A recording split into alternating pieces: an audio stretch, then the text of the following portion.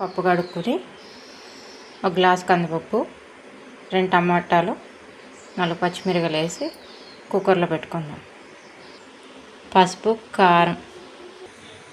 పప్పు ఉడికేటప్పటికి గోంగూర కడిగి పక్క పెట్టుకుందాం.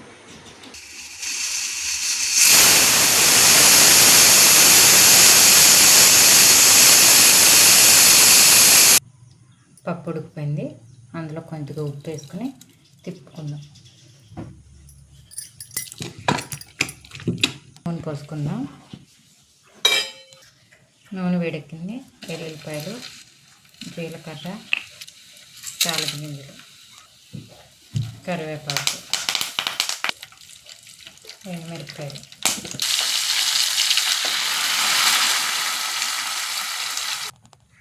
తాలింపు వేసిన దాంట్లో గోంగూర వేసుకుందాం. గోంగూర వేసుకుని మూత పెట్టుకుందాం.